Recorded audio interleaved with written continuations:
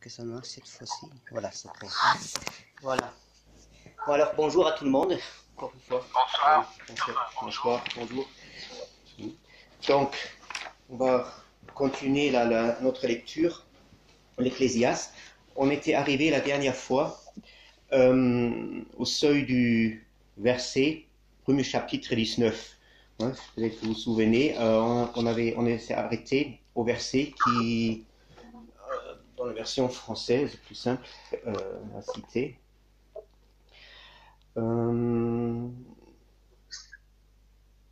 Qu'est-ce qu'il fait là? Ah, 9, pas 19, pardon, je suis un peu. Ce qui a été, c'est ce qui sera, ce qui s'est fait, ce qui se fera, et rien de nouveau sous le soleil. Donc on s'est arrêté là sur le seuil.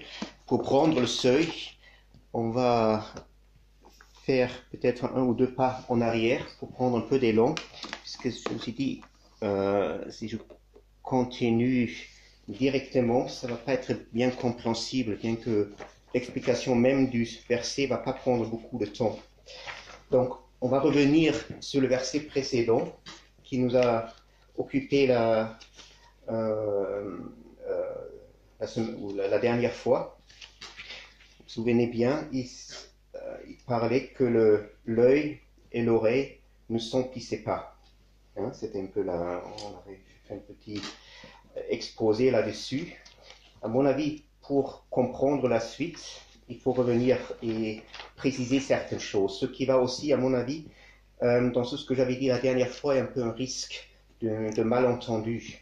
Surtout en ce qui concerne ce que j'avais dit, regardons la parole. Hein, si vous vous souvenez, c'était toute une petite exposé sur la fonction, le rôle ou la position de la parole dans tout ce disons, processus mystique, si l'on veut. Hein.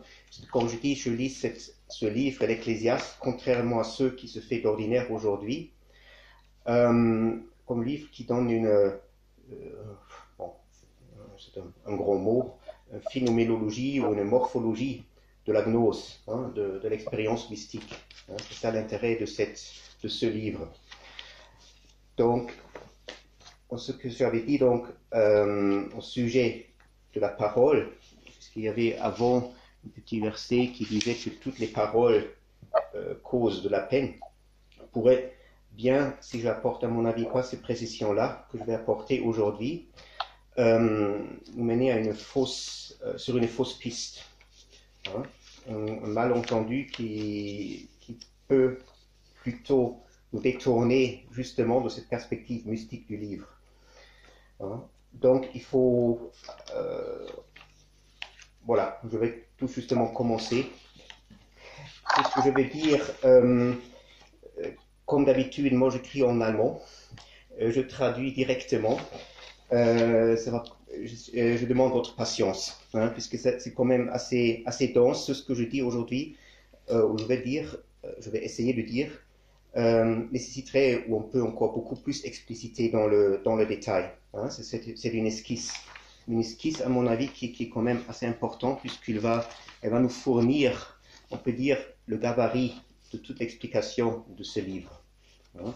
C'est aussi un peu la place ou le moment pour donner cette esquisse puisque c'est ce verset-là clôt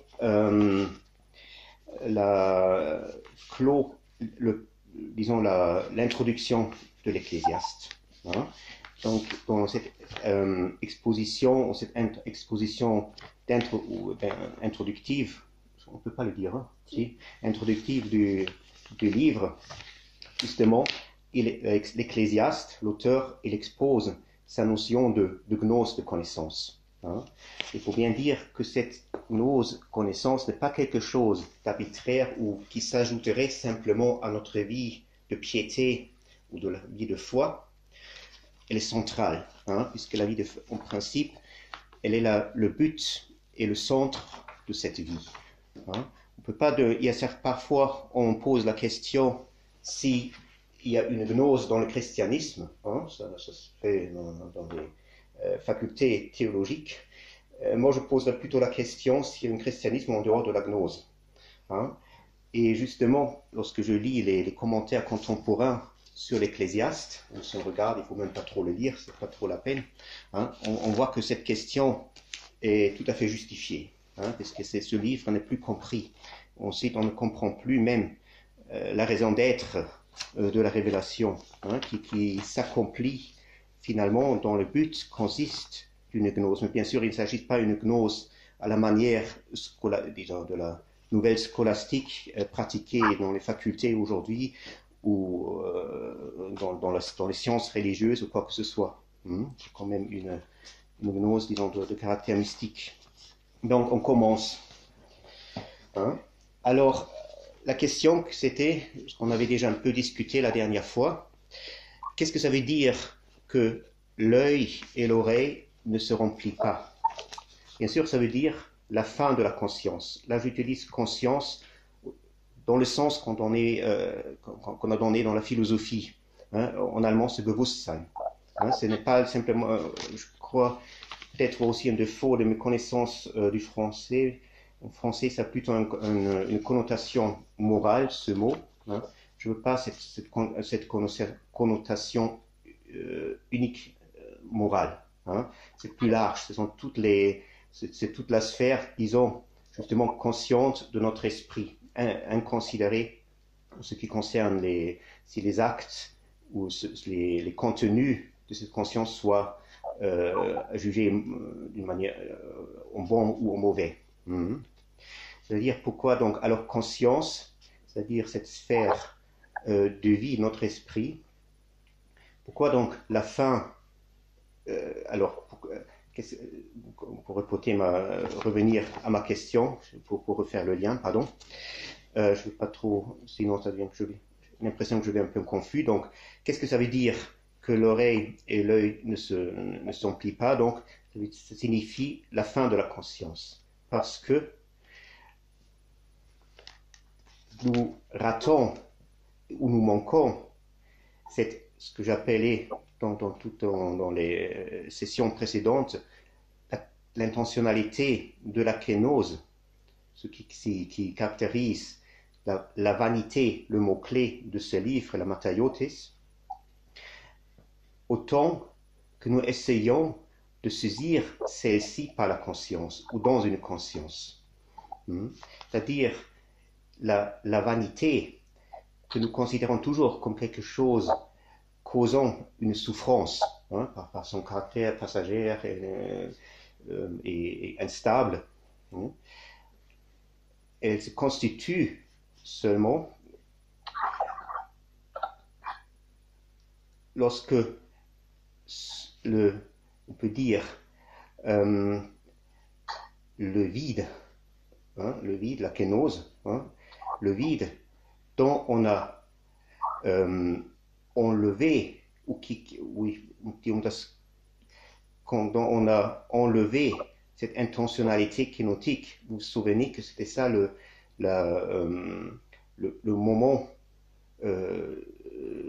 ou l'instant tournant, hein, qui décide si le vide ou cette mataiotis, cette vanité, soit une vanité causant la souffrance, l'absurdité, hein, ou devient véritablement le lieu d'accomplissement de cette intentionnalité de la kénose du Christ. Hein. Donc, à ce moment-là, la conscience, donc, n'est rien d'autre que le vide de cette intentionnalité, un vide dont on a expulsé quasiment cette intentionnalité de la kénose. C'est-à-dire, la conscience n'est rien d'autre, voilà, là je suis un peu plus précis en français, au moins c'est plus simple de traduire la phrase. La conscience n'est rien d'autre que le vide dont on a retiré, hein, ou dont on a expulsé l'intentionnalité de la kénose et qui ainsi seulement se forme comme un néant sans divinité. Hein. C'est-à-dire, si on dit remplir l'œil et l'oreille, ça veut dire qu'on se laisse remplir, ou ces perceptions, qu'on laisse remplir ce vide, hein, qui seulement se produit au moment où se forme, là je raccourcis un tout petit peu, où se forme une conscience qui d'elle-même est incompatible et ne permet pas l'accomplissement de cette intentionnalité de la kénose. Elle présuppose que l'intentionnalité de la kénose disparaît. Maintenant, se crée un vide, et bien sûr ce vide, on veut le remplir, justement, on le remplit par les perceptions. Et c'est dans ces perceptions-là ensuite que cette conscience en train de naître se donne une forme, et se forme elle-même par cela. C'est-à-dire, en ce sens-là, la conscience, c'est une forme du néant sans Dieu. C'est pas le néant de l'apophase. C'est-à-dire, l'apophase, là on a encore l'autre mot-clé, fait que la conscience s'éteint. Et bien sûr, dans le centre, dans le noyau de cette conscience, ce qui s'éteint, et qui est éteint par l'apophase, c'est qu'on peut dire, en allemand, j'ai trouvé le mot Ichkeim, un germe de l'ego.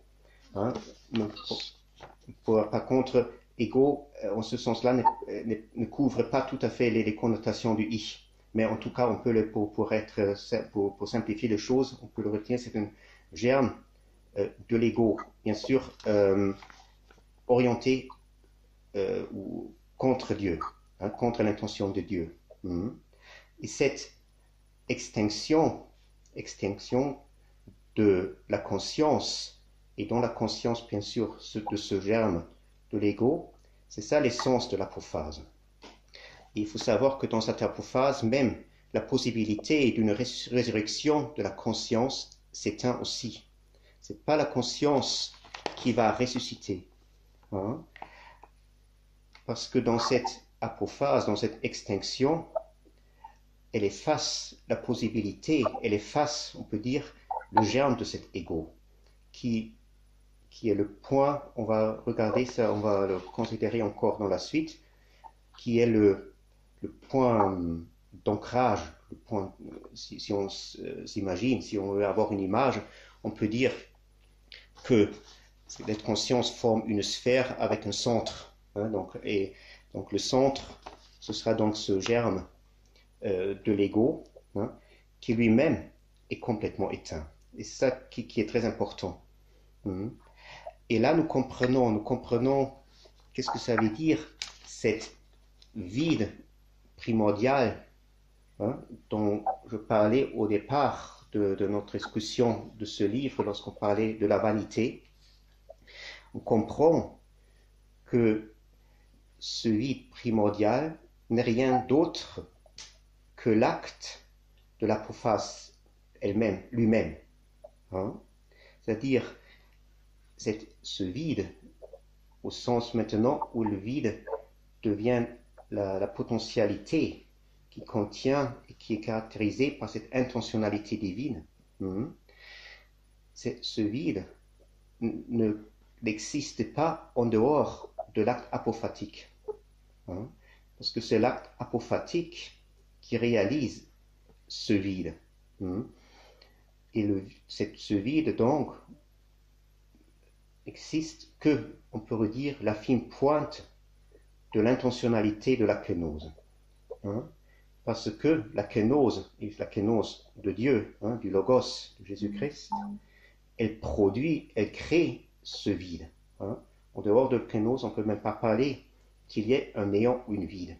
C'est ce que beaucoup ne comprennent pas, qui s'imaginent, surtout dans une philosophie un peu qu'on caractérise souvent comme nihiliste, que tout serait néant ou tout deviendrait néant. Ils n'ont pas une notion juste de la chose. C'est cette néant est produit par la kénose, mais un vide qui est déterminé justement par le mouvement de la kénose comme un fond intentionnel dans lequel la divinité elle-même va s'infuser, on peut dire, va se donner ou va s'introduire pour, en partant de ce fond, se donner une forme, un être. C'est-à-dire remplir l'œil et l'oreille ne décrit rien d'autre que le contre-mouvement. C'est un mouvement qui est dirigé en contresens de cette extinction apophatique. Et qui, à la place de évoquer, on peut dire évoquer un vide au sens apophatique, elle évoque un néant sans Dieu. Un néant sans Dieu, bien sûr, un néant dont il n'y a pas de salut, il n'y a pas d'espoir, il n'y a pas d'issue, et qui est imaginaire, qui n'existe telle qu'elle n'existe pas. C'est un peu, voilà. Et bien sûr, ces néants, elle veut le couvre. Elle veut le couvre par un remplissage, on peut dire. Et cet remplissage, c'est ça ce que j'appelais ici, ou à mon avis, ce que décrivait ici l'Ecclésiaste par l'œil et l'oreille qui se remplissent. Bien sûr, lui, il dit qu'ils ne se remplissent pas, puisqu'il décrit le caractère apophatique de la vraie connaissance. C'est-à-dire, dans cet remplissage que produit la conscience qui se forme par ce remplissage elle-même, c'est un acte de refoulement dont le but est de ne faire pas paraître, de couvrir, de faire oublier cet caractère de néant de sa propre création. Et ce néant, finalement, il ne réapparaît à l'intérieur de la conscience pas autrement que par le menace de retomber dans le néant. Et finalement, là, je ne veux pas trop m'égarer maintenant lancer dans cette discussion-là, on peut le faire un peu plus tard à d'autres chapitres de l'Ecclésiaste, si toujours on y arrive, qui parle un peu, qui aussi ont fait un sujet. À l'intérieur, bien sûr, cette conscience qui se forme là comme réalité d'un germe dont l'acte fondateur est un acte, disons, préconscient, disons, d'élévation contre Dieu, une révolte qui initie un mouvement d'une contre-révélation. À l'intérieur, donc, de cette sphère qui commence à s'établir de cette manière-là, que nous nommons ensuite la sphère de la conscience, tout à la fin. Bien sûr, elle est hiérarchisée au sens d'une structure de pouvoir, de domination. Et cette domination, bien sûr, elle fonctionne par la menace de pouvoir condamner, condamner à la mort, au néant. Et justement, par cette menace, par cette prétention qu'il n'y aurait pas d'autre être que ce qui peut se déterminer, qui est déterminé, qui est saisissable et saisi dans la conscience. C'est ainsi que ce mouvement de contre-révélation, qui va même contre l'intentionnalité primordiale de Dieu, peut quasiment garde la prise sur ceux qui sont nés là-dedans. C'est le fait qu'un être en dehors de cette sphère n'est pas possible. Donc, ça c'est en parenthèse. Donc, c'est ce qu'on peut retenir ici, ou on peut dire, il faut continuer autrement, on peut dire que dans ce point que l'œil, ou dans ces petites observations que fait l'Ecclésiaste, que l'œil, l'oreille ne se remplissent pas, ce point d'observation de l'Ecclésiaste, il y a aussi un moment de retournement ironique. J'avais dit d'abord que bien sûr le fait que l'œil, l'oreille ne s'emplissent pas voudrait dire bien sûr, ça caractérise cet caractère apophatique de la vraie gnose. C'est ce qu'on avait discuté la dernière fois. Il y a encore un autre aspect qui maintenant va être important pour comprendre la suite, le verset 9, auquel on va, j'espère, aboutir à la fin de notre session. Je veux dire aussi que, ironiquement, que l'œil et l'oreille ne sont jamais remplis parce que ceux qui remplissent sont faits tout de suite. Il y a là toujours un bruit, j'espère que vous entendez quand même, je ne sais pas. Voilà. Alors que ceux qui remplissent sont faits tout de suite. Il est très passager, il ne dure pas. Contre la volonté de pérennisation expresse, justement, de ce germe de l'ego. Il y a là un mouvement quasiment d'une aspiration, une Sogkraft, un Ansaugen. Une aspiration, c'est tout ce que je trouvais là comme mot, ou sillage peut-être aussi. C'est comme dans un mot, comme dans l'eau, un tourbillon. Il faut s'imaginer alors une aspiration, une force d'aspiration. Et c'est cette volonté de pérennisation qui est la force d'aspiration dans cet remplissage ininterrompu et qui finalement aboutit à ne que provoquer qu'un néant. C'est-à-dire, il n'arrive pas à remplir. Il n'arrive pas à accomplir. Ça, c'est la deuxième face de ce verset.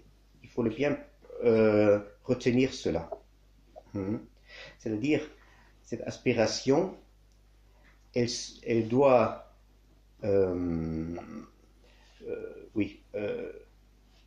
préserver, conserver cette intention de ce germe de l'ego et doit exclure que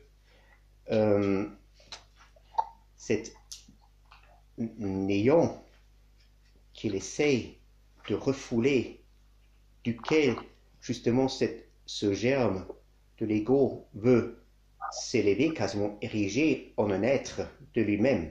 On a dans la philosophie moderne, ils sont très à cheval à cela, au point là, avec les théories de l'autofondation de l'homme, etc. Ça ne nous intéresse pas maintenant trop dans le détail. Tout ça, c'est enraciné dans ce processus.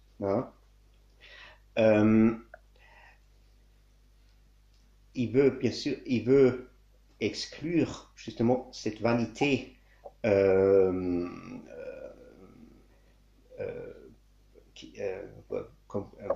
et fugitivité des phénomènes. Et dans cette fugitivité, cette destruction permanente aussi de tous ceux que ce germe d'ego a aspiré et a essayé de se coaguler en une sorte d'être, se révèle bien sûr son caractère complètement, comment dire, nichtig, d'être de son caractère de néant. C'est-à-dire,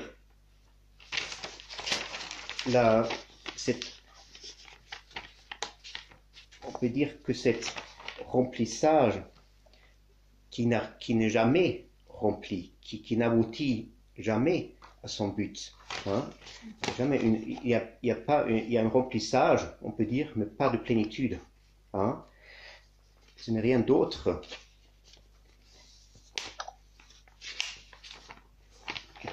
que ce néant, ou ce néant, ce rien de Dieu ou sans Dieu, qui est évoqué par le refus de l'apophase. Et justement, c'est ça, le caractère de ce germe et le point initial de ce germe de l'ego, c'est le refus de l'apophase. Comme je dis, puisque toute la réalité de l'intentionnalité de la kénose, telle que la kénose elle-même de Dieu la détermine, consiste dans l'apophase. On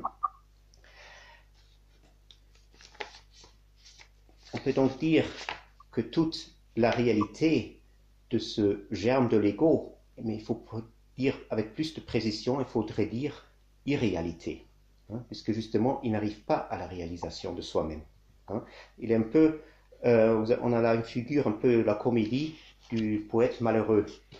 Il y a un penseur allemand qui disait un jour que le diable, en vérité, c'est le prototype du poète malheureux, qui essaie toujours de réaliser la grande œuvre poétique, mais subit chaque fois un échec. C'est une figure de comédie.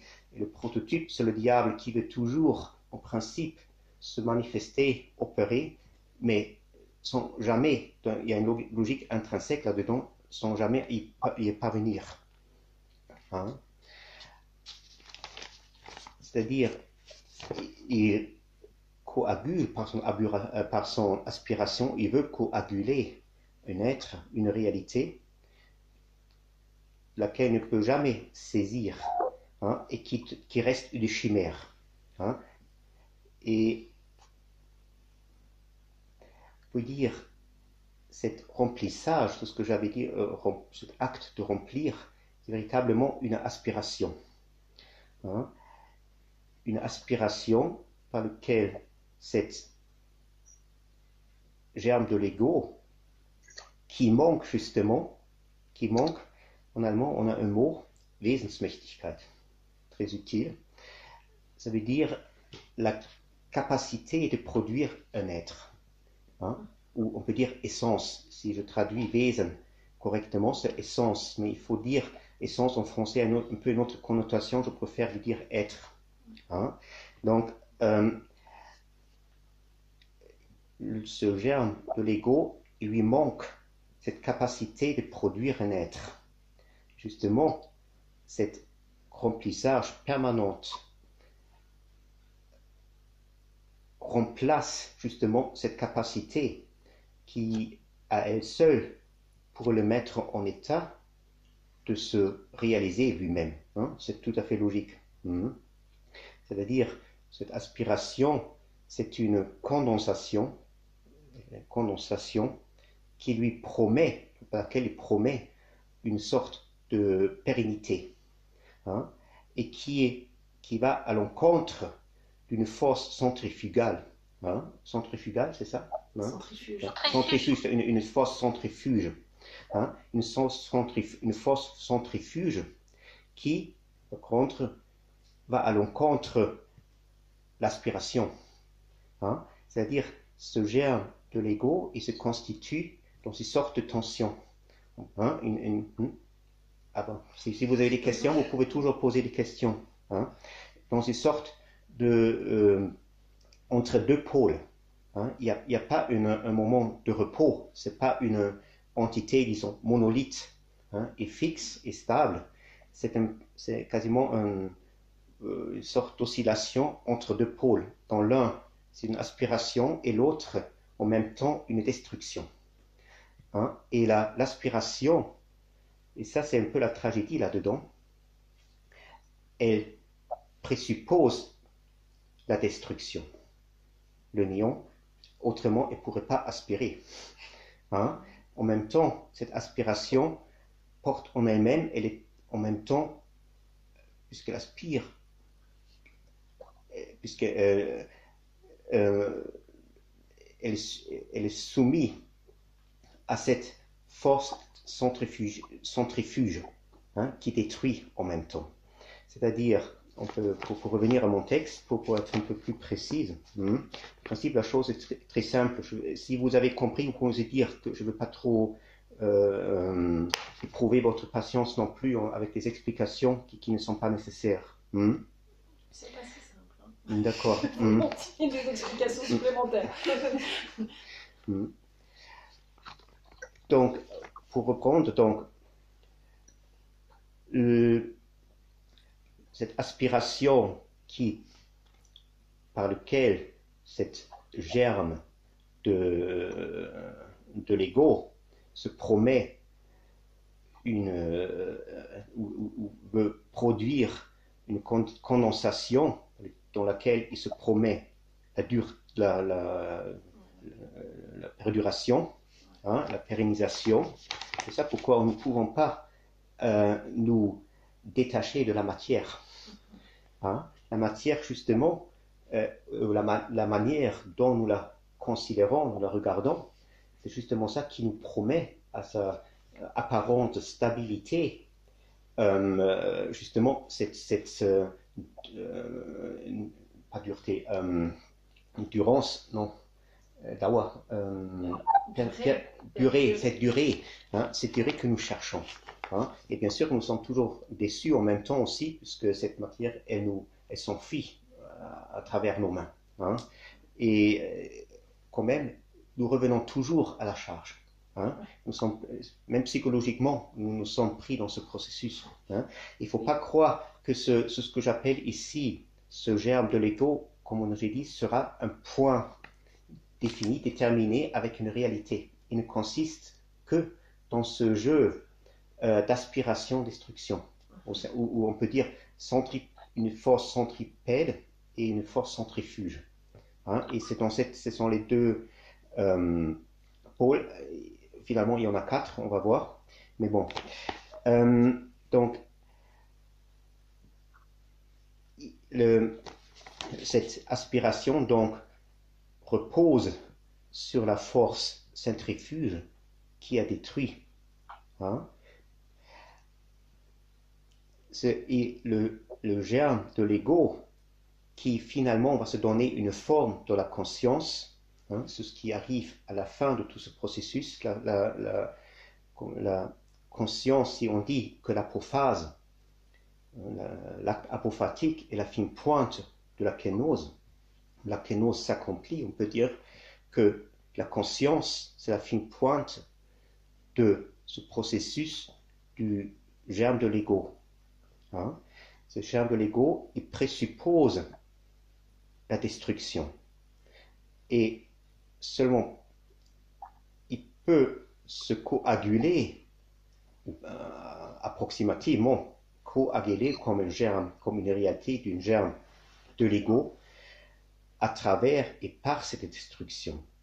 Hein, car cette force d'annihilation, on peut dire ainsi aussi, hein, c'est une annihilationskraft. Cette annihilation ne signifie rien d'autre que l'avortement de l'intentionnalité de la kénose.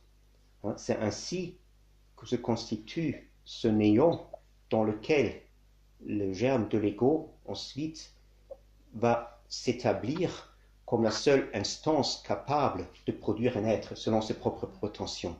Hein? Donc cette destruction, il lui est intrinsèque, c'est le moment même par lequel lui-même il s'inaugure. Hein? Ça c'est très important pour comprendre ce processus. Une question. Oui.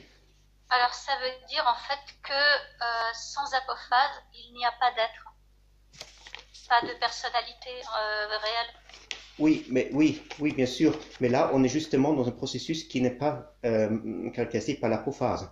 Hein? Oui, bien sûr, l'apophase finalement mène à un point duquel peut partir l'être. Je vais en parler tout à l'heure. Hein? Ça va arriver un peu plus tard. Hein? Je vais revenir sur cela. On va retenir cette question pour le moment. Je vais répondre là tout à l'heure.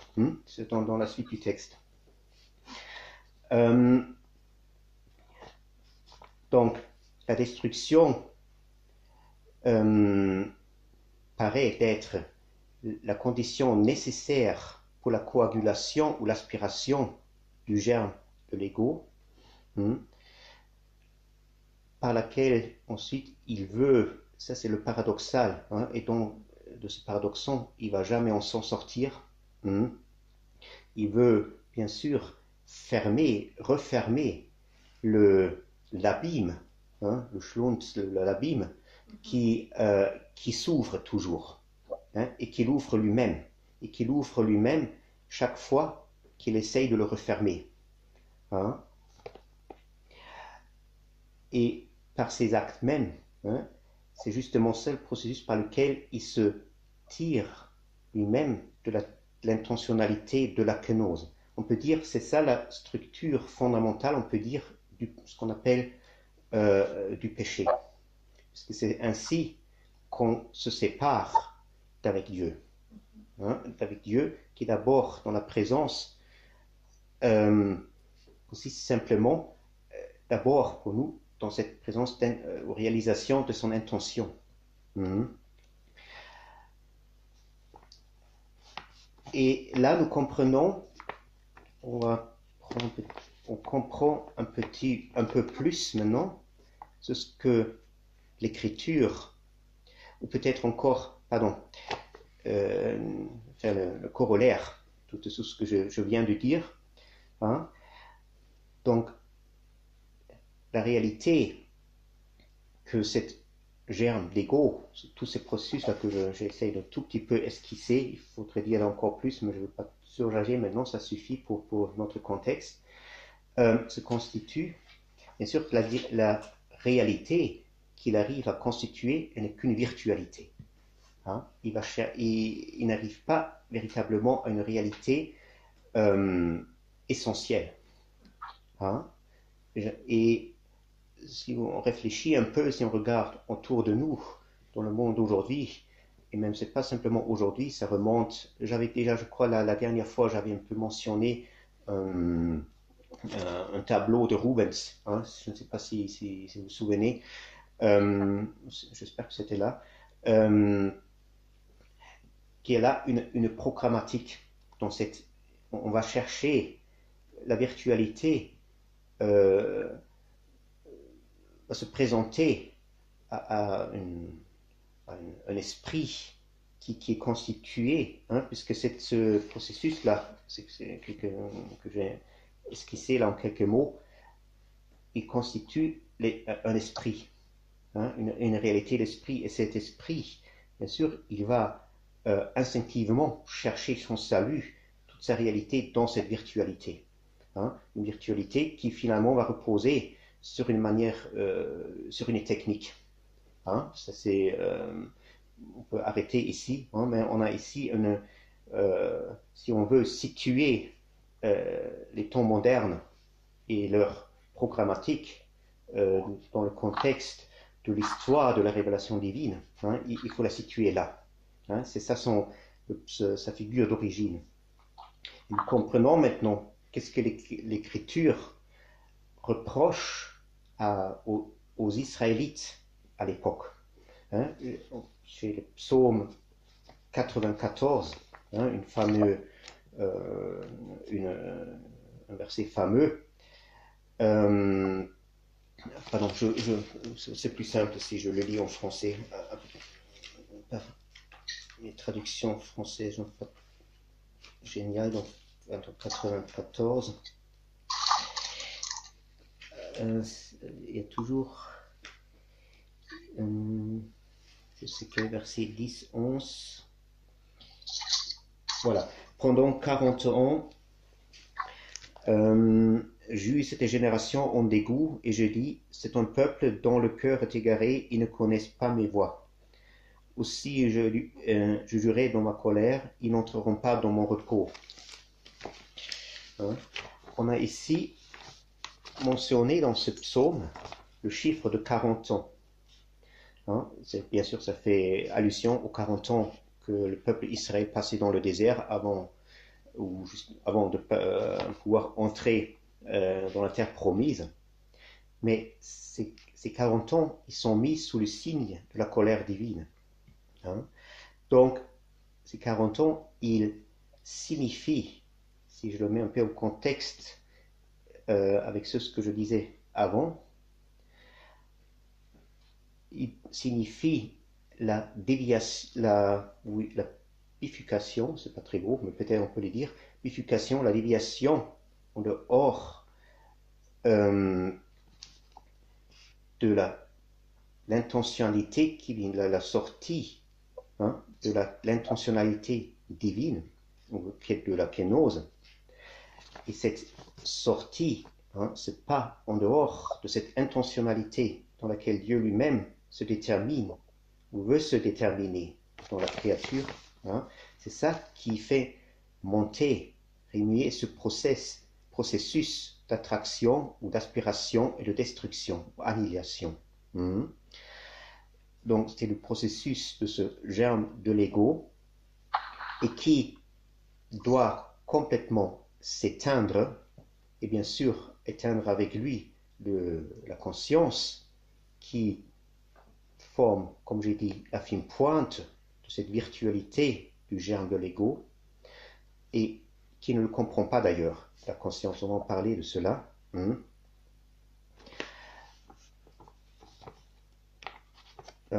Donc, on peut, bon ça je saute, déjà dit, donc ces 40 ans signifient donc tout ce processus, mais pourquoi 40 c'est la question, puisqu'on avait ici parlé au moins seulement de 2 pôles, si on veut dire, de pôles, 2 pôles.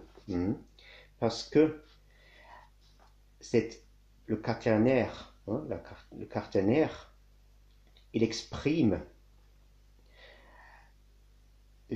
l'intégralité, on va voir pourquoi, l'intégralité des moments de cette roue, c'est cette roue de la génération qu'on dit Saint Jacques dans sa lettre, le trochos genesios, cette roue de la génération d'attraction et destruction, et en même temps aussi le 40 d'une autre face, aussi la formation du vrai fond intentionnel de la kénose. C'est-à-dire l'attraction, la destruction, tous les deux sont on ne peut pas les délier un de l'autre, parce que un et l'autre se présupposent mutuellement et se réalisent un dans l'autre. C'est-à-dire on a ici un lien entre les deux, comme troisième point, et dans le centre duquel devrait apparaître ce qui perdure, ce qui a de la durée. Mais dans le processus que je viens de décrire, qui est le processus justement du germe de l'ego, n'apparaît pas au centre quelque chose de durable, pas de pérennité, mais uniquement une virtualité de ce qui ne peut pas se réaliser. C'est-à-dire, en allemand, pour ceux qui sont un peu germanophones, je ne sais pas si on a aujourd'hui, voilà, il y a une au moins, eine Virtualität des nicht zu Wirklichkeit werden Könnens. Je ne sais pas comment traduire ça en français maintenant, mais c'est-à-dire une virtualité de ceux qui n'arrivent jamais à s'établir réel, on se réalise. Bon, on laisse comme ça. Et justement, la conscience qui flotte dans ce processus forme quasiment une bulbe. On peut dire une Luftblase. Une bulle d'air. Une bulle d'air. Il flotte là-dessus et on va voir comment, mais fait que ce processus n'apparaît pas plus comme tel dans son caractère réel, ce qu'il est véritablement. Mais on comprend maintenant la raison aussi pourquoi les Israélites, une fois qu'ils s'étaient soulevés contre la volonté divine en refusant à rentrer dans vous connaissez toute cette histoire, dans la terre promise, ont dû tous mourir dans le désert. On comprend aussi pourquoi certains disent qu'Adam était tenté dans le paradis pendant 40 jours. On dit aussi, je sais pas, c'est écrit dans l'évangile, que le Seigneur jeûnait pendant 40 jours après son baptême. C'est-à-dire ces 40, c'est bien sûr un chiffre, tous les chiffres dans dans la Bible ne désigne pas des quantités, mais en signification notionnelle. Hein, ce sont des chiffres notionnels, ils ont une signification, un symbole si l'on veut. Et là, les 40, justement, qui ont une grande signification, une grande importance dans toute l'écriture, revient toujours, justement, ils sont une référence, pas simplement, comme on dit souvent, un peu simplifiant, les quatre éléments de la création, terre, eau, air et feu. Hein. Mais là aussi, ces 4 éléments ont plutôt une portée symbolique, ils ne sont pas à prendre en eux-mêmes, hein, dans leur sens plus purement matériel. Hein. Donc ces 40, ils signifient toujours ce processus. Ce processus soit pris de son côté négatif, où il n'aurait dû jamais avoir lieu, que je viens d'esquisser, ou de son côté positif, disons, là où il est en service, on peut dire, de la formation du fond, de la base de l'intentionnel de la kénose. Et ça aussi, on peut appliquer donc avec ces 40 au sens négatif, négatif, disons simplement, c'est ça qui doit complètement être, c'est ça qui est sujet de l'apophase, qui doit, pas seulement ce processus, qui doit s'arrêter et s'éteindre complètement, mais aussi la possibilité de ce processus doit s'éteindre. Hein, c'est-à-dire ce germe-là sur lequel Adam a été tenté dans le paradis, comme on dit. C'est sûrement ça ce que le Seigneur, à mon avis, veut dire, Matthieu 5, chapitre 5, verset 26, lorsqu'il dit « Amen, je vous dis, ou je te dis, ou m'exils, écrit, tu ne sortiras pas de là jusqu'à ce que tu n'aies pas rendu le dernier sou, la dernière quadrate. » Hein. C'est au sujet il y a une petite parabole qu'il faut se réconcilier avec son adversaire, avant que l'adversaire nous amène devant le juge, et le juge nous jette aux prisons, nous livre aux prisons. On ne va pas sortir du présent jusqu'à ce qu'on n'ait pas payé le dernier sou, hein, quadratin. Voilà. Et ça se réfère, à mon avis, justement à cette extinction même de la possibilité même que cet processus, d'une résurrection de ce processus, hein, de cette racine du péché. Hein. Donc, j'espère que ce soit assez clair ce que je dis jusqu'ici. Hein. En principe, ce n'est pas très difficile, il faut s'habituer, il faut simplement s'habituer. Et maintenant, regardons, on n'est encore pas tout à fait arrivé, on ne va pas encore revenir à notre texte, l'Ecclésiaste proprement dit. Hein. On reste un peu dans les psaumes. On se demande, qu'est-ce qui apparaît maintenant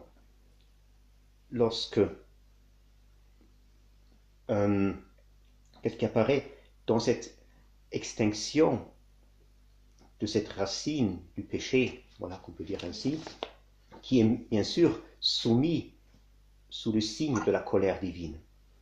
Et là, un très beau texte dans le psaume 17. Je vais prendre en français. Psaume 17, on lit d'abord les versets 6, 8 et 9.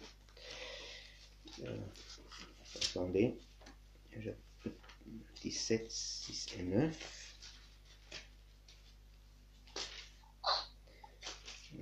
Voilà. Alors, il écrit dans ma traduction, je t'invoque. Voilà, ça commence là, c'est pas très bon. C'est pas trop là. Donc, je lis simplement, on va voir. Je t'invoque car tu me réponds, ô Dieu, incline vers moi ton oreille, écoute ma parole. Ah non, c'est pas ça, ils sont en autre numérotation, pardon. Et il faut que je me suis dit que ça passe pas du tout là. Voilà. Le 17e psaume. le lien du séjour des morts m'avait entouré, séjour des morts Hades. Hein, voilà, le lien, et c'est pas les liens, c'est les... Bon, je reste sur le grec.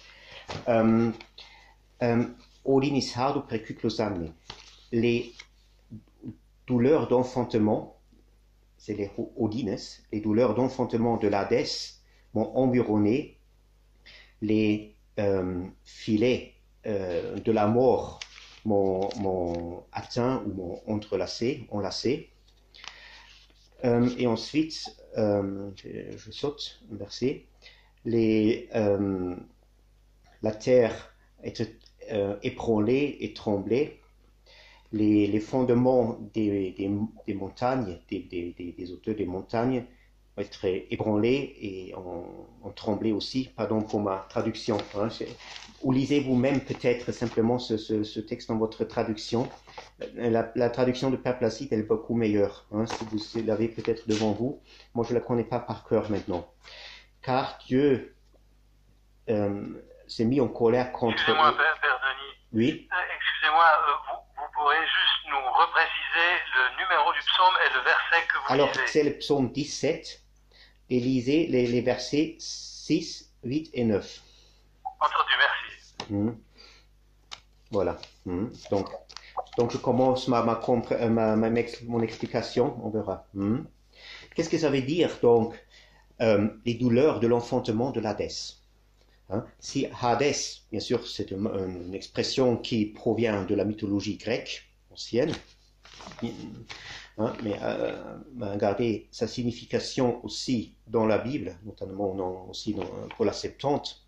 Si l'Hadès voudrait signifier juste et simple une indication topographique imaginaire pour le lieu de séjour des âmes dépourvues de corps, hein, des âmes mortes, des fins, hein, on ne comprendrait pas pourquoi le psalmiste parle des douleurs de l'Hadès, des douleurs divines, ou des Geburtsschmerz, les douleurs de l'enfantement.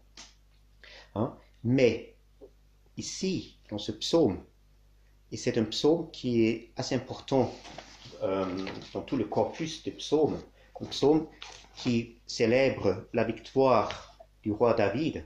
On a une parallèle de ce psaume, même dans le livre de Rois, à la fin, je crois, du deuxième livre de Rois, hein, une reprise quasiment littérale, avec quelques modifications.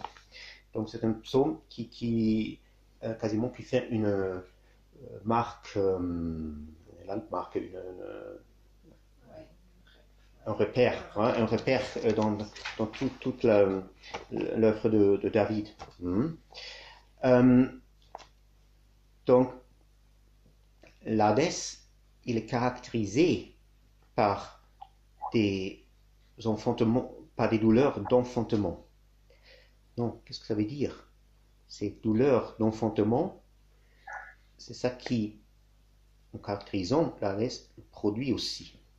Et il ne consiste que dans ces douleurs-là. Qu'est-ce que ça veut dire une naissance, un enfantement? Ça veut dire, bien sûr, tout en général, un être qui n'était pas auparavant en l'existence, gagne une existence. Hein?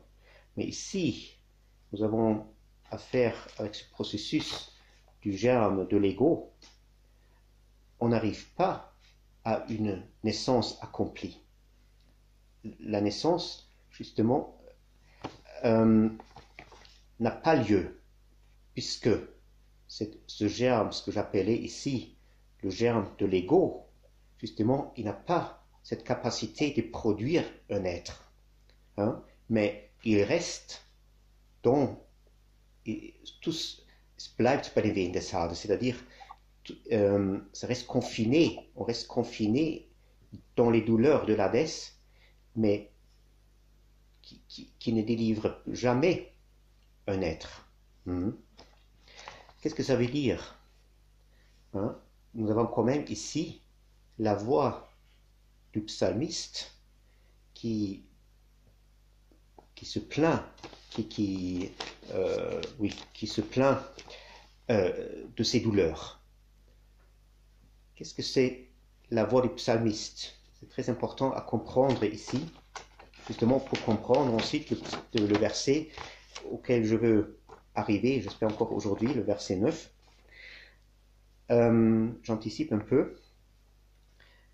La voix du psalmiste, c'est une sémence qui a percé à travers et a pu quitter le refoulement. Qu'est-ce que ça veut dire?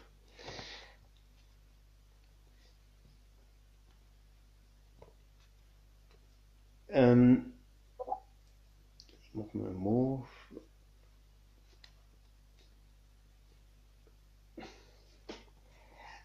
Peut dire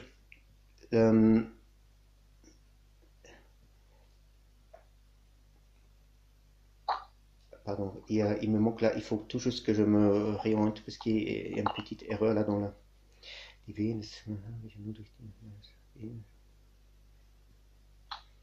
Bon, on saute ça.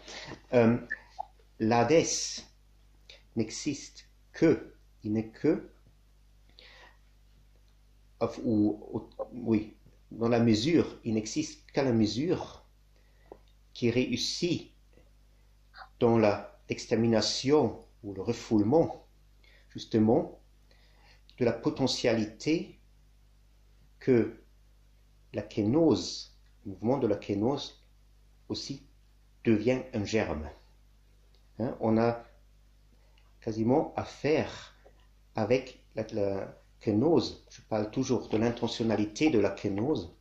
Là, on peut un peu préciser maintenant ce que ça veut dire. L'intentionnalité de la kénose veut dire elle veut aussi devenir un germe. Elle n'est pas déjà un germe, mais elle peut devenir un germe.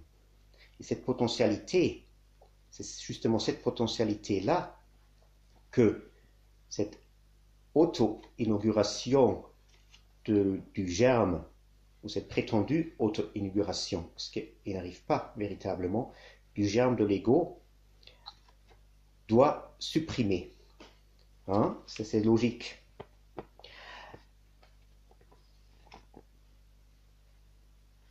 Et donc, on l'avoir exterminé, cette potentialité, avec cette potentialité, bien sûr, il expose aussi cette capacité d'arriver ou de pouvoir produire un être, hein, est responsable ensuite que le royaume de l'Hadès ne reste qu'un royaume des ombres. Hein, c'est une manière des anciens de dire, d'exprimer cette irréalité, cette virtualité de l'Hadès. Donc, les douleurs de l'enfantement de l'Hadès, la seule chose qui perdure dans l'Hadès, hein, c'est justement pas qui produit quelque chose qui perdurait, mais ce qui perdure, par contre, ce sont les douleurs, et qui umschließen, qui renferment, qui retiennent le psalmiste et qui ne lui donnent pas la liberté et qui ne livrent pas comme une naissance délivre l'enfant, le nouveau-né. Hein? Justement, il ne délivre pas.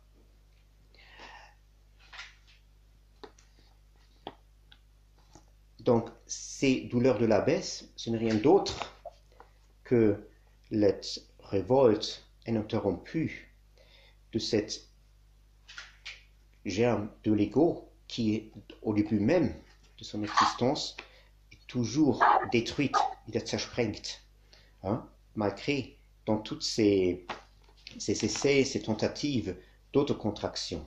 Hein.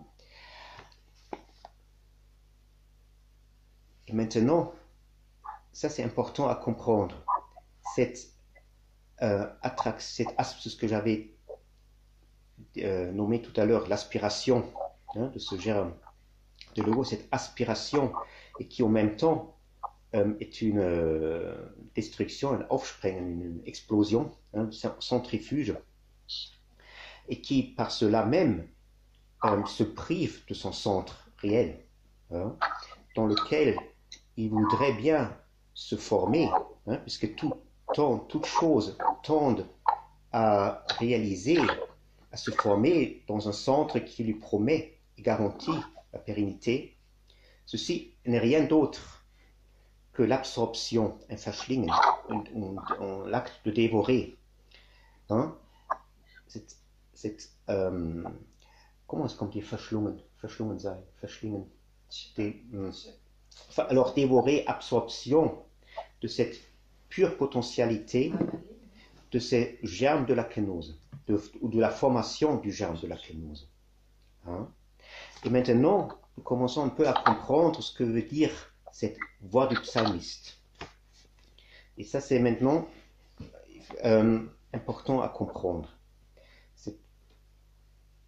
La voix du psalmiste ici exprime la formation préconscient ou inconscient, ce n'est pas de notre conscience justement, du germe, et notamment, là je parle du germe intentionnel de la kénose, dont et par cet englouti, de son engloutissement de l'Hadès. Qu'est-ce que ça veut dire? Hein? L'Hadès, on a dit, n'est rien d'autre, on peut dire, que la forme de l'absence ou du non-être, en ce sens-là, qui ne devient jamais un être, de l'intentionnalité divine, hein, dans cette vide de son anéantissement de sa kénose. Une forme, bien sûr, qui toujours une sorte de, paradoxalement, une non-forme, une non-forme, parce que ces douleurs de l'enfantement n'aboutissent jamais dans une forme, une gestalt, dans laquelle ces douleurs trouveraient leur apaisement. Hein? Mais cette négativité de la forme, et ça c'est important pour comprendre le mystère de l'incarnation de Christ. Cette négativité de la forme contient en elle-même maintenant cette potentialité, puisque elle présuppose la potentialité de la kénose, tout en la refoulant, tout en la voulant supprimer. Mais en cela, elle contient maintenant en elle-même, renfermée, cette potentialité qui pourrait donner une forme véritable. Hein?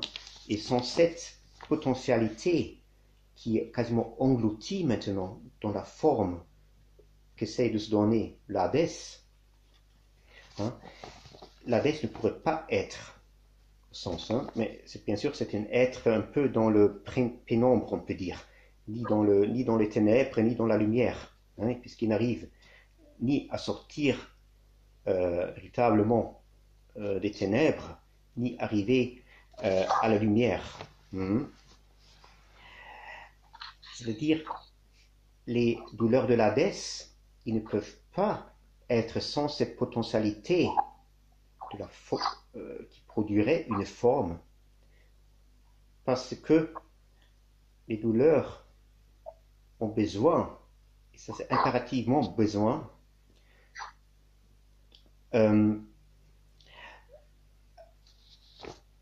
parce qu'il se base, comme j'ai dit tout à l'heure, sur la suppression.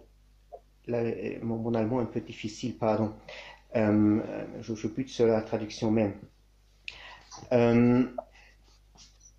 Ils ont besoin, j'ai essayé de traduire littéralement, ils ont besoin de la négativité, de cette potentialité qui donnerait la forme, une négativité que ces douleurs eux-mêmes ont évoquée, au sens que j'avais parlé tout à l'heure de la destruction, comme un substrat, hein, pour leur Dasein, pour leur existence, disons, existence qui jamais ne pourra se réaliser.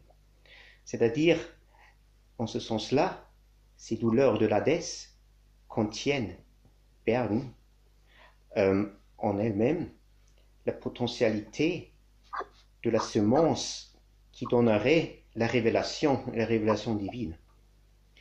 Et les douleurs de l'enfantement, malgré qu'elles ont pour but la coagulation du germe de l'ego, hein, dans une plus ou moins virtuelle, vont donner rien d'autre que le réveil, disons, l'excitation de la semence, de la révélation divine, c'est-à-dire de la formation de la semence de la kénose,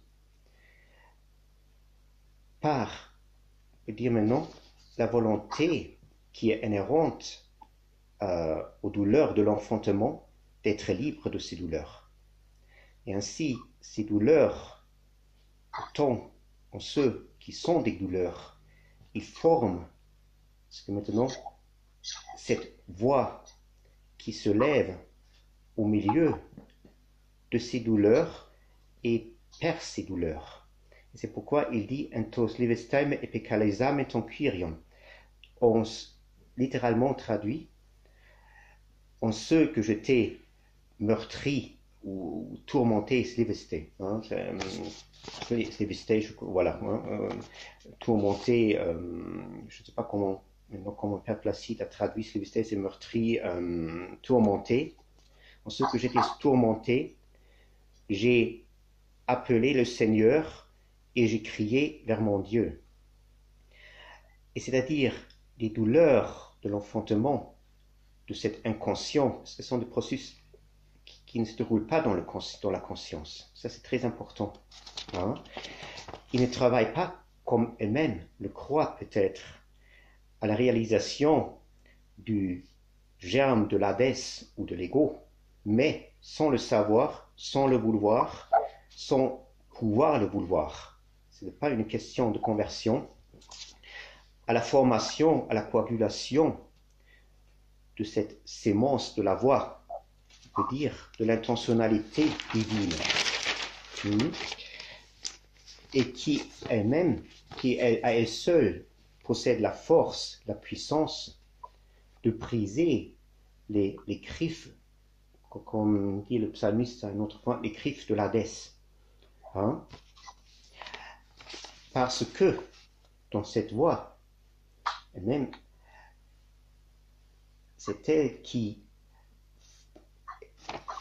est la forme de toute la puissance de la kénose, in ihm ein vorgängige Macht der Kenosis zu Wesen oder zum Wesensgrund gefasst wird, c'est-à-dire dans cette voie, parce que dans cette voie est formée toute la puissance de la kénose dans un être ou, plus précisément, dans une base de laquelle sortirait l'être de la révélation.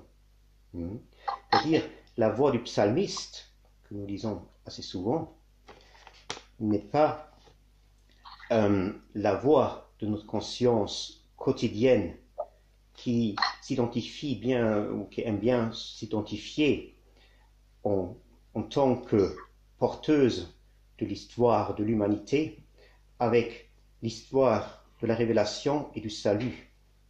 Hein?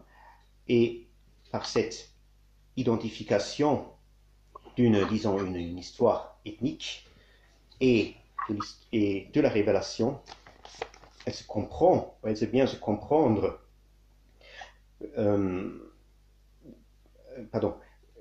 elle se montre comme achèvement, accomplissement, justement, de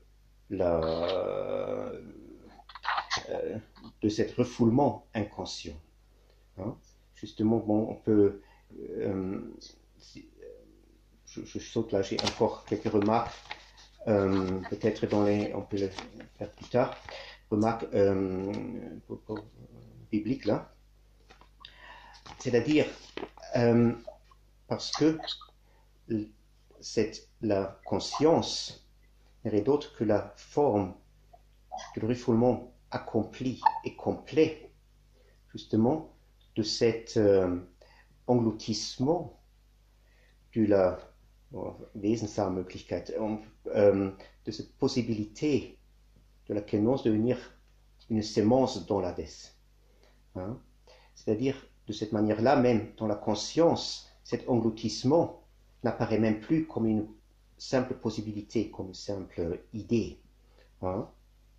Donc, dans la voix du psalmiste, se corporise, on peut dire. Elle s'incarne pas une conversion de la conscience qui elle-même surgit du germe de l'ego. Et très souvent, voilà, c'est ça notre grande erreur.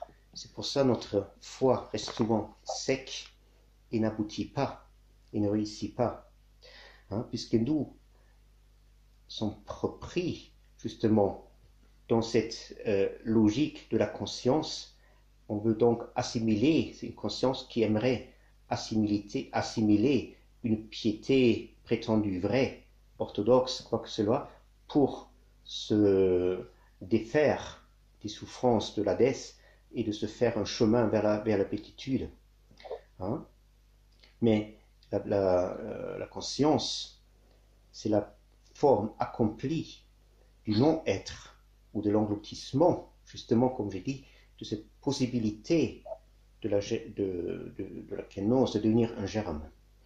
La conscience elle-même est l'Hadès, c'est-à-dire la voûte de l'Hadès, et qui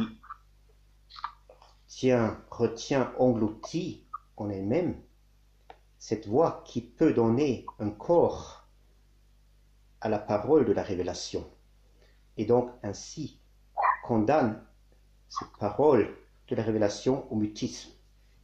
C'est-à-dire, la conscience, c'est l'ignorance de l'Hadès de lui-même. Il ne se connaît pas. Donc,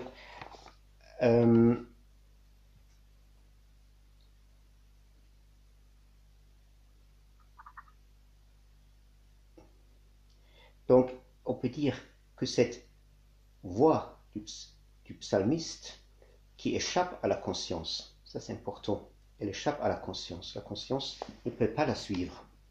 C'est cette puissance-là, cette force-là, qui opère l'extinction apophatique et qui révèle ou découvre devant les yeux de tous les fondements de l'Hadès soumis à la colère divine. Ce que le psalmiste a décrit dans les versets qu'on a lus. Car cette irruption de la voix du psalmiste, en dehors du silence, de son refoulement, rien d'autre que la coagulation du germe de la possibilité, la coagulation de cette potentialité de l'intentionnalité de la kénose en germe. Et comment se coagule ce germe? Il se coagule en ce sens qu'il absorbe en lui-même, il engloutit, on peut dire, de son côté maintenant, justement, cette racine du péché. Et pénètre dans son, en lui-même étant englouti en elle-même, en cette racine, je veux dire. Et par cette entrée, il faut se rappeler ce que j'avais dit tout à l'heure, de cet engloutissement, de cette possibilité de la kénose de devenir un germe par ce processus du germe de l'ego. Ces tourments de l'Hadès, ces douleurs de l'enfantement de l'Hadès sont quasiment retournés. Et à la place de former ou donner une naissance au germe de l'ego, qui est impossible, il donne naissance à la voix du psalmiste, et qui donne, comme on vient de dire, un corps à la parole de la révélation. C'est-à-dire, cette intentionnalité de la kénose, cette potentialité de devenir un germe, entre dans les douleurs de l'enfantement même et s'approprie cette forme aliénée, c'est une Entfremdungsform, cette forme aliénée, et là, ces douleurs, ces souffrances deviennent véritablement un processus de naissance. Vous avez ici aussi une clé pour comprendre le livre de Job, qui n'est pas simplement un bel exemple d'une patience infinie, mais qui aussi, en détail, et oui, jusqu'au détail, poursuit ou scrute ce processus. Mais bon, ça, on ne va pas rentrer dans le livre de Job. Et comment maintenant, on a quand même un problème dans tout cela, si on réfléchit là-dessus. Qu'est-ce que ces douleurs de l'enfantement font naître, parce qu'ils ne peuvent rien, parce qu'ils ne peuvent donner naissance à rien, parce que, et ça c'est important maintenant, le deuxième point est très important, ces douleurs de l'enfantement, dont le mouvement devrait donner un nouveau être, il tourne en un sens, un mouvement de division, de séparation, une Abspaltung. Et dans ce mouvement, en devenant quasiment étant assumé par cette potentialité de la kénose, étant assumé par cette potentialité de la kénose, ce processus devient un mouvement de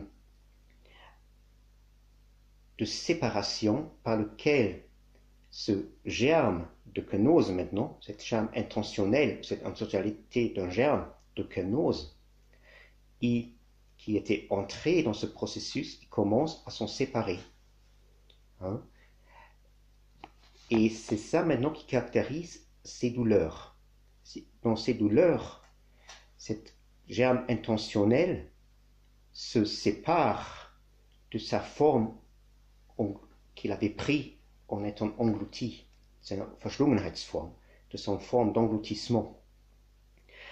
Et cette séparation, diese Abspaltung, oui, je n'ai pas d'autre mot, séparation, c'est ça le processus de la formation de la voix, qui s'exprime dans les paroles du psalmiste que je viens de citer, en entus leves teme, dans mes tourments, en étant tourmenté, voilà, j'ai appelé le Seigneur.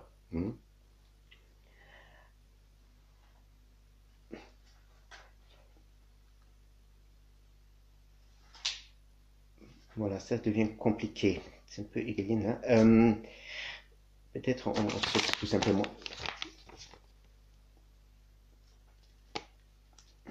Maintenant, oui, je saute. Peut-être je vais revenir là tout à l'heure. Donc cette séparation du germe, de ce germe, de la potentialité de la kénose, signifie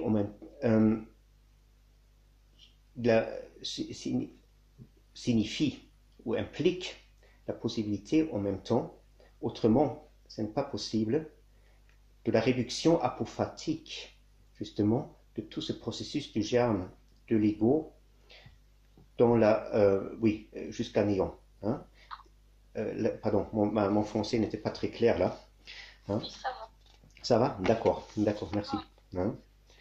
Parce que, en se séparant de la réalité de l'Hadès, ce germe que l'Hadès, malgré lui, a donné naissance ou a contribué à donner naissance, il ne délaisse pas l'Hadès à lui-même. Il ne le laisse pas à lui-même. Parce que comme l'Hadès avait englouti, englouti le germe de la révélation dans sa forme de potentialité kénotique en lui-même, maintenant, ce germe qui est sorti, qui commence à sortir, il va engloutir cette racine de l'Hadès dans son vide. Son vide qui représente, qui reste face ou vis-à-vis à cet inconscient, il faut dire oui, à ce Hadès, voilà, qui représente face à l'Hadès. Puisque face à l'Hadès, hein, il faut comprendre que cette séparation avec la forme d'engloutissement n'est rien d'autre, d'un certain point de vue, que cette réduction apophatique des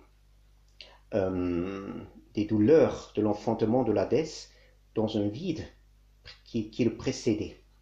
Un vide duquel ces douleurs de l'Hadès se sont levées eux-mêmes pour prendre justement leur prétendu être qui n'arrive jamais à être. C'est-à-dire, je ne sais pas si j'étais clair là, mais je vous dis que cette séparation, hein, ce mouvement de séparation, finalement, on peut lui dire, n'est rien d'autre que cette réduction apophatique. Voilà, tout simplement. On retenait cela.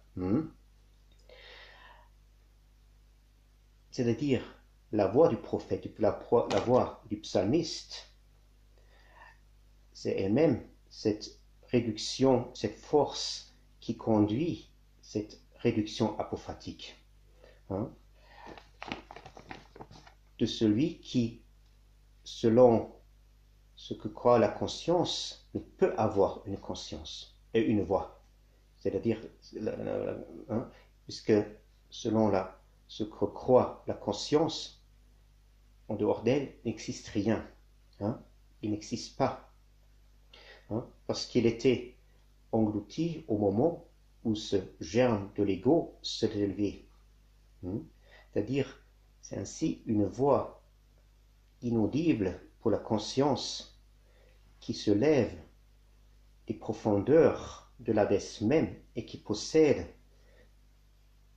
maintenant la force, puisque c'est l'Hadès qui l'avait malgré lui formé et qui a la force d'évoquer et invoquer la révélation de Dieu au milieu de l'Hadès, justement en découvrant l'Hadès en ce qu'il est véritablement.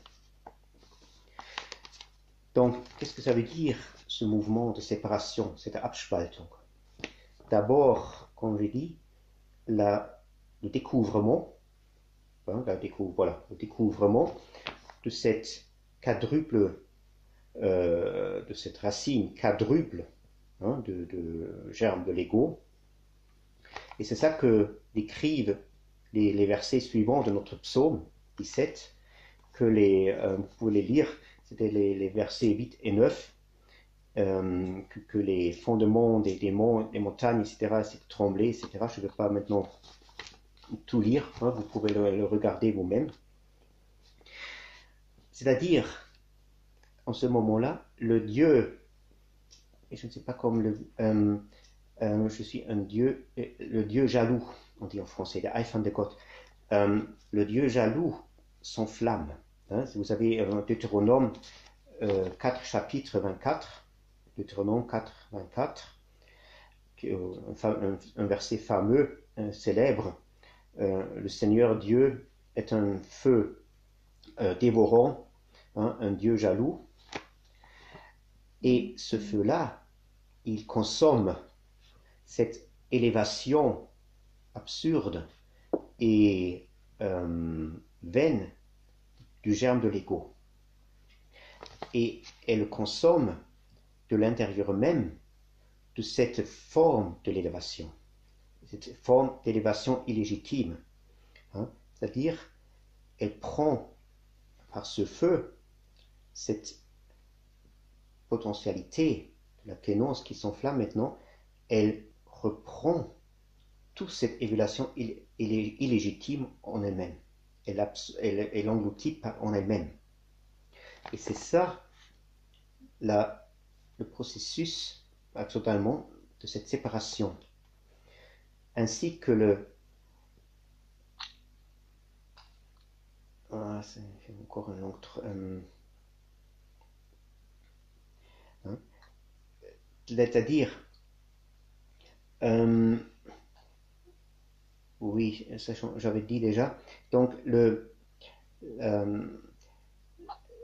dire autant que les douleurs de l'enfantement ont formé malgré eux, sans savoir ce qui passait en eux, cette voie, hein, où finalement sont devenus un processus, le frottement, on peut dire, comme on frotte, s'il faut faire du feu, il faut frotter des pierres un contre l'autre, faire des étincelles. Hein, c'était ça, quasiment, la fonction finalement de cette forme du germe de l'ego. Hein, et ainsi, il devient quasiment le Geburtshelfer, la sage-femme du germe de la kénose.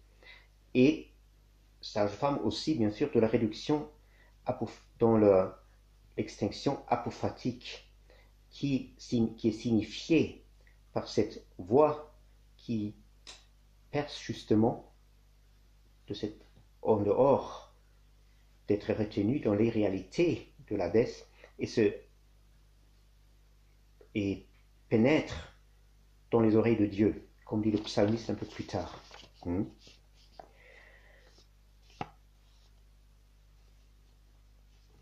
Et c'est ainsi que cet mouvement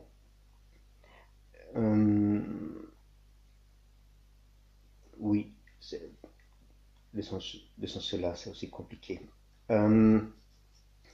Donc, on peut dire que cette séparation s'accomplit dans le moment, dans l'instant même, où cette racine du germe de l'ego est annihilée, anéantie complètement dans ce mouvement de séparation.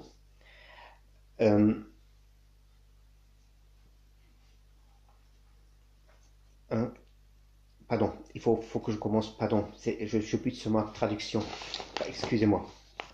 Hein, il faut qu'on cite dans l'extinction, ce mouvement, hein, de séparation mène donc cette racine du germe de l'ego, un anéantissement complet, et cet anéantissement coïncide dans le même instant avec la coagulation, on peut dire, du germe, de la semence, du véritable être qui donnera véritablement l'être divine, de l'intentionnalité divine. C'est-à-dire, la semence perd son enveloppe. Et c'est ainsi, si l'on veut chercher là encore, c'est une association, on n'a pas trop insisté là-dessus, c'est ainsi que il est dit dans l'Évangile, lorsque les disciples ont accompagné un sabbat, le Seigneur, en traversant les champs, ils ont commencé à broyer les grains. Hein? Donc c'est ce qui est signifié par ce geste de broyer les grains, hein, ce mouvement. Ces deux mouvements, on peut dire, qui coïncident.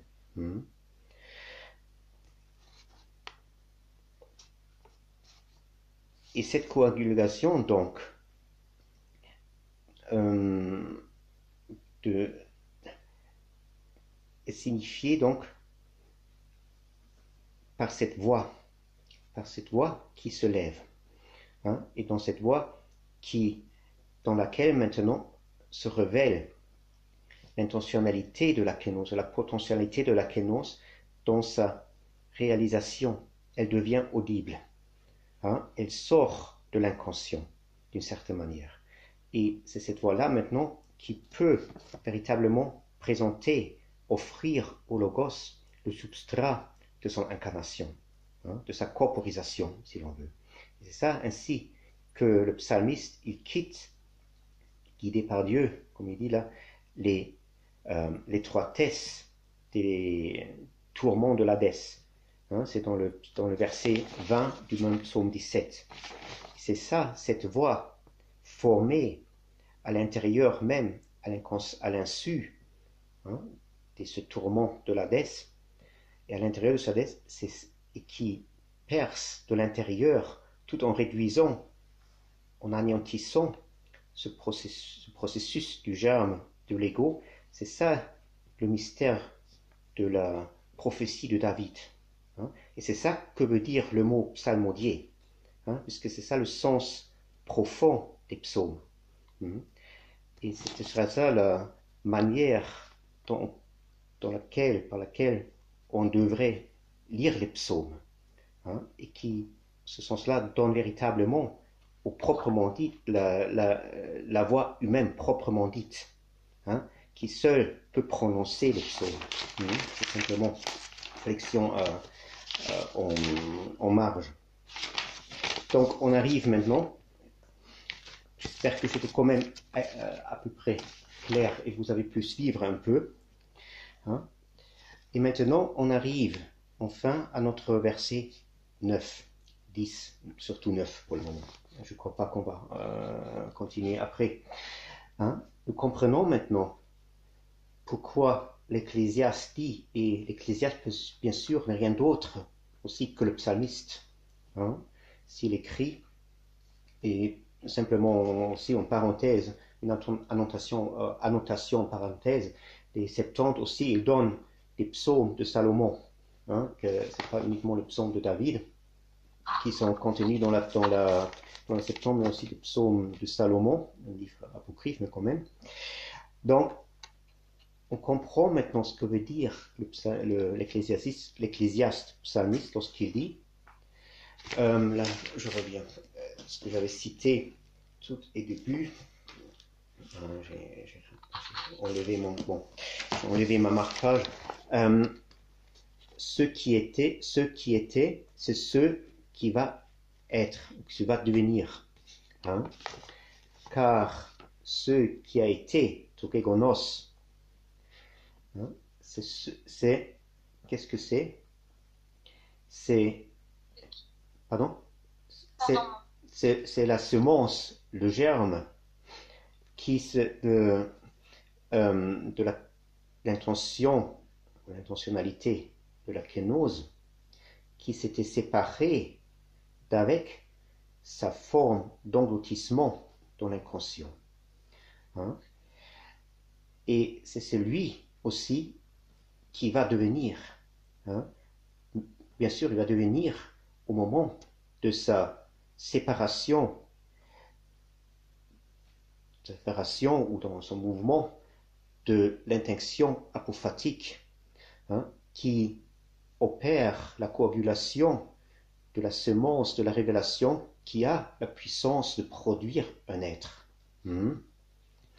Donc, ce qui se passe ici, si on résume tous les fils de la pensée que j'ai essayé un peu d'écrire, c'est la réunification, si on veut, puisque j'avais déjà, dans des sessions précédentes,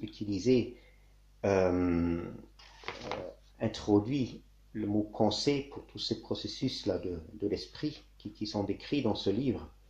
Donc, c'est la réunification de la pensée qui s'était elle-même dans le process de ce que j'avais décrit ici sous le germe de l'ego, soumis à la colère divine, qui s'était séparé justement dans ce processus-là de son intentionnalité, de l'intentionnalité de la kénose, dans laquelle était contenue cette identité de la pensée. Donc maintenant, dans toute cette petite phrase qu'il dit, tokegonos avtotogenisomenon, il dit cette réunification de la pensée avec elle-même, on peut dire, pour parler en philosophe, c'est-à-dire il retrouve son identité. Car ce qui va devenir togenisomenon, comme dit le texte, c'est celui qui est ce qui était. Hein. Je peux dire, en fait c'est vous qui l'avez dit, je crois. Une fois, ça veut dire qu'entre la pensée et l'être ne sont plus séparés et sont donc réunis. Oui, En- là, oui, dans- justement, là, le germe, justement, de l'ego, il doit quasiment prétendre, ou il se base aussi sur une séparation ensuite de l'être et de lui-même et de la pensée. Hein. Là, c'est justement aussi pour justifier sa virtualité et tout cela.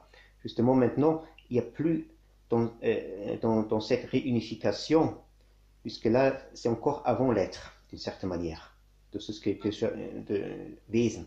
Hein, c'est avant le Wesen.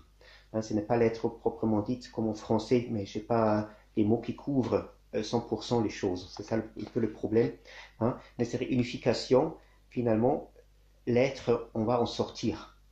Hein, comme le fruit, oui, en ce sens-là, vous avez raison, comme le fruit de cette identité. Et bien sûr, elle reste liée et unie à la pensée. Il n'y a pas une dichotomie. Hein. On peut dire que l'identité de la pensée, telle qu'elle se réalise hein, dans ce moment apophatique, elle s'exprime en constituant cette unité d'essence. Hein, et se réalise pleinement et s'achève dans cette unité d'essence qui on va oui, on s'en sortir là. Et donc l'Ecclésiaste, il ne parle pas ici d'une identité chronologique, hein, d'abord A, ensuite B, hein, mais il parle d'une identité d'essence, hein, et qui se réalise donc par cette séparation qui n'est rien d'autre que mouvement apophatique, partant ou à travers cette aliénation de l'engloutissement dans le processus du germe de l'ego. C'est-à-dire, la pensée, elle retrouve ici, on peut dire, sa propre identité divine, si l'on veut, qu'elle avait perdue et qui était complètement aliénée dans la conscience. Il ne faut pas identifier la pensée avec la conscience. Hein, c'est ce qui se fait d'ordinaire, mais qui est l'erreur fondamentale.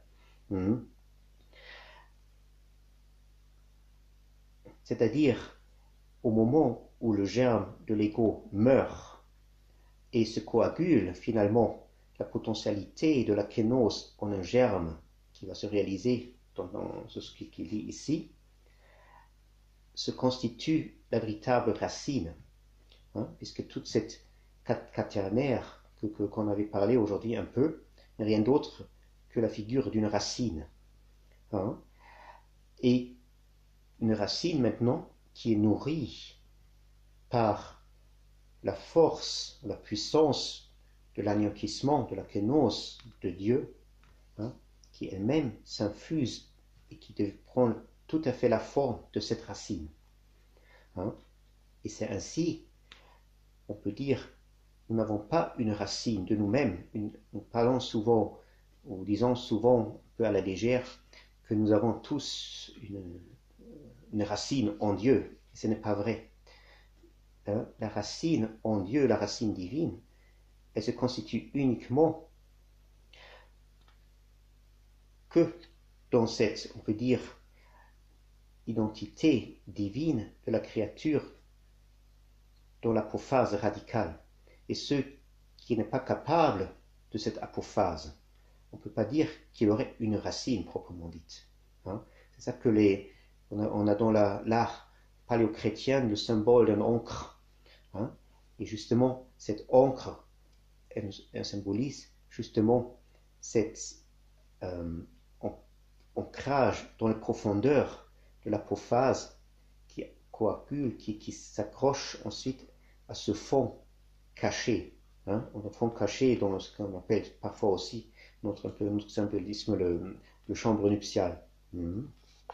Ensuite, il dit encore, dans le même verset, il n'y a rien de nouveau sous le soleil, rien prosfaton, rien de nouveau sous le soleil. On peut maintenant, dans le contexte dont nous avons mis ces versets, qui font le résumé, d'une double façon, cette phrase. D'abord, comme un résumé de ce que je viens d'exposer. En ce sens-là, nouveau serait ce qui n'est pas fondé par la réduction apophatique dans l'intentionnalité de la kénose. Hein?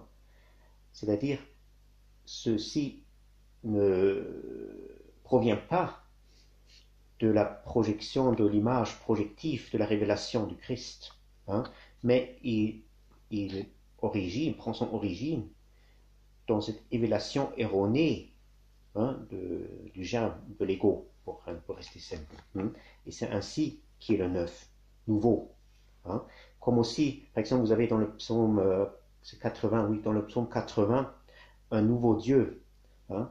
Et le psalmiste reproche, là c'est Dieu qui parle dans la bouche directement du psalmiste, il dit si tu m'avais écouté, il n'y aurait pas eu de Dieu nouveau en Israël. Hein? C'est Dieu nouveau, donc justement un Dieu qui n'est pas Dieu de la nature, parce qu'il n'y a pas de nature qui aurait pu produire ce Dieu. Hein? Ça veut dire que la nature est là pour produire, elle va toujours produire un Dieu. Hein?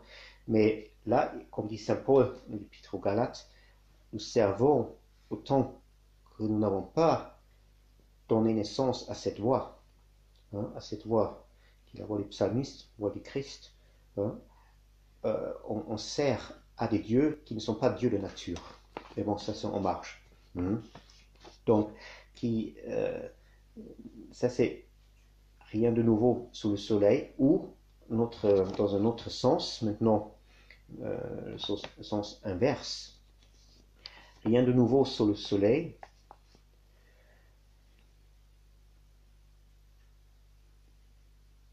Parce que le nouveau, qu'il n'y a rien de nouveau sous le soleil,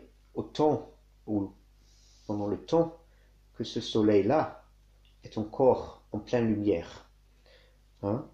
Parce que le nouveau, justement, serait dans ce cas-là l'assomption de nouvel être qui n'était pas propre à la divinité avant, hein, mais dans lequel maintenant sa nouvelle révélation s'opère maintenant, où se déploie sa nouvelle révélation. Hein, et cette production ou cette assomption du nouvel être présuppose le coucher du soleil, du vieux jour, le jour d'Adam, hein, du vieil Adam, hein, et qui doit finalement se coucher dans la nuit de l'apophase dans laquelle repose finalement le salut et la présence de Dieu. Voilà, c'est un peu ça ce que j'avais à dire pour ces deux versets. Hein. Je ne sais pas si vous avez des commentaires ou des questions. Je ne veux pas aujourd'hui continuer, puisque je crois que c'était assez rempli. Hein.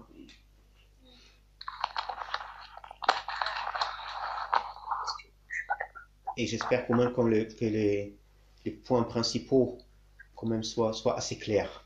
Hein, malgré que j'avoue que je suis buté un peu sur mon propre allemand là, dans la traduction. Mais voilà. Père Denis, oui.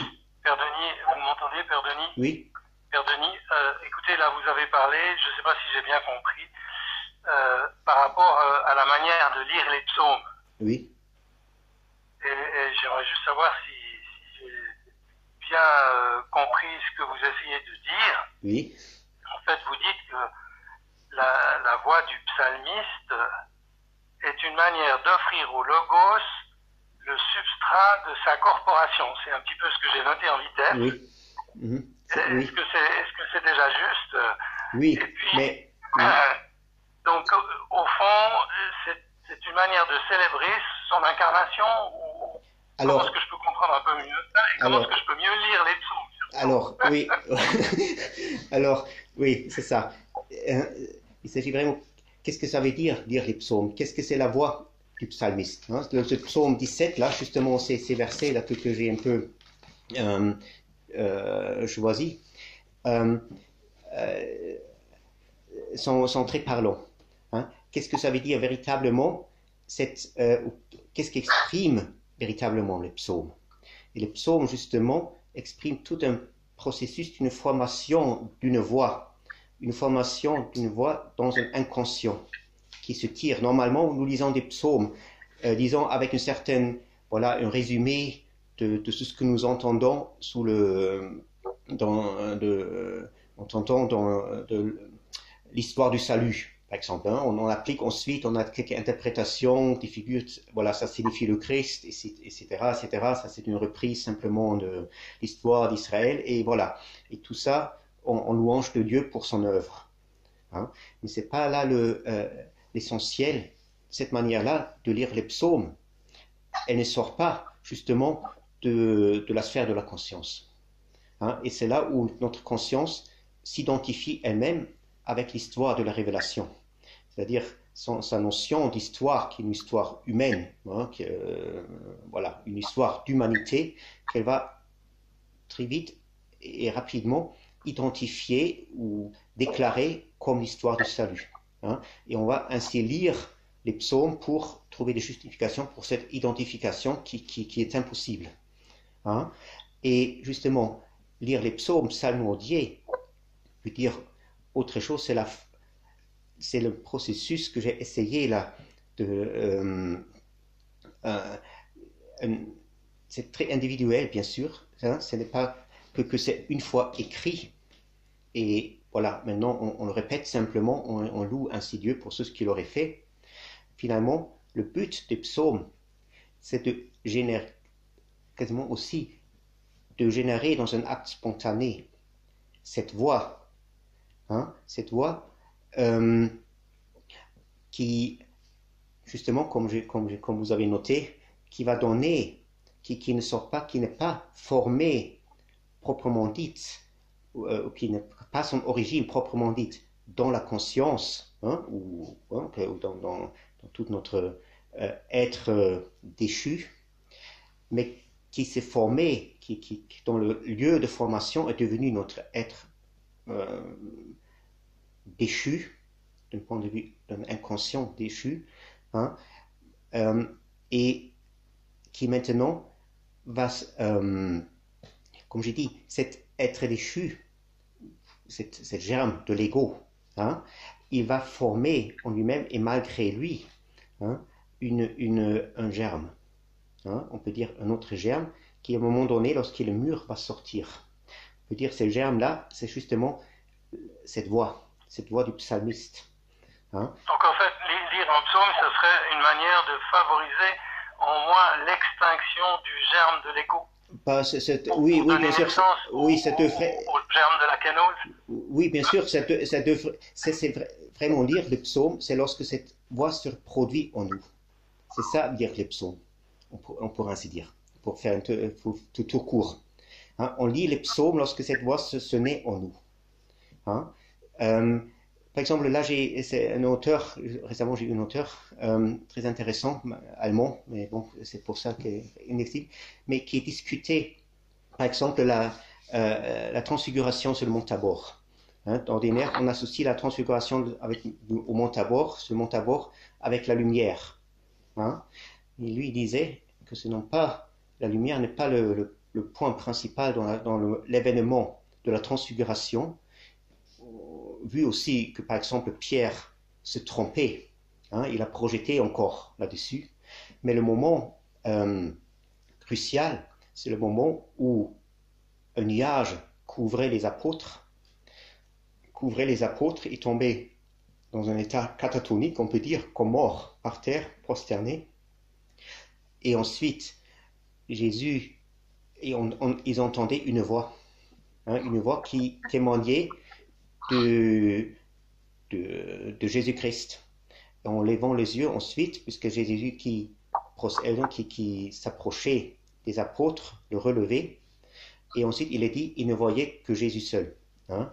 Donc, le moment de la véritable connaissance et de l'accomplissement de pourquoi le Christ avait amené les apôtres sur le mont Tabor, n'est pas pour leur montrer la lumière, mais c'était justement cette voix dont il dit que le nuage symbolise d'une certaine manière l'inconscient qui commence, qui justement engloutit tout cet extérieur dans lequel encore les apôtres se trouvaient, et dans cette devenue à l'intérieur, par cette voie finalement, s'opère cette véritable résurrection. Et cette mort, cet état catatonique dans lequel se trouvaient les apôtres, serait quasiment la mort de la conscience précédente, disons, de l'homme déchu, hein, et qui justement n'est pas ressuscité.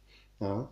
Et on peut appliquer les psaumes au même, disons, schéma, en guillemets. Hein. Je ne peux pas parler de schéma, hein, mais véritablement lire les psaumes, ça veut dire exprimer justement que cette voix aussi se fait entendre en nous. Et ça ne veut pas dire que nous lisons, en lisant simplement, en récitant les psaumes, qu'on les lit véritablement, qu'on arrive au bout de leur intention. Hein? Ça va beaucoup plus profond.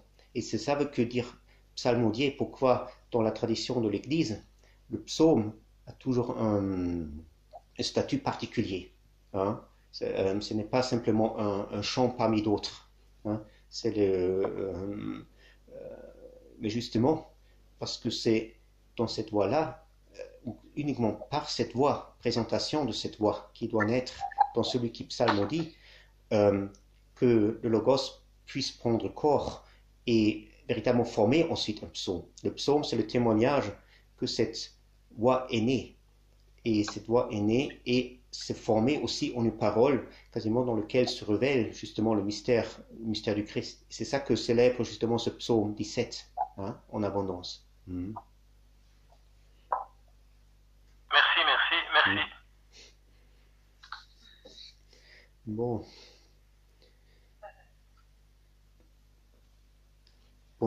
oui. Oui, moi ça me demande toujours beaucoup de temps de digestion, donc j'ai pas de questions brûlantes. Bon, en ce cas-là, si vous voulez, on peut arrêter. S'il n'y a pas d'autres... on va quand même passer 2h30, je vois là, ensemble. J'espère que je ne vous ai pas trop fatigué. Père Denis. Oui. J'ai eu beaucoup de mal à suivre parce que j'étais très fatigué, même endormi par moments. Je voulais savoir si c'était possible d'avoir l'enregistrement. Oui, bien sûr. Oui, parce que là, le dimanche après-midi, c'est... Oui, je sais, il est lourd. Oui. C'est dur. La théologie à cette heure-là. C'est pas la meilleure. D'accord. Voilà, bénissez. Alors, que Dieu bénisse à vos prières. Alors, merci à vous. Alors, à bientôt. Au revoir. Au revoir à tout le monde. Au revoir. Comment est-ce qu'on ferme là? Ouais, le rouge. Voilà, c'est ça. Super. Waouh. Bon. Ouais. C'était vraiment la question que j'avais aussi. Psalmodier, c'était la notion qui m'avait perdu à un certain moment, parce que vous êtes passé très vite. Ouais, c'était génial.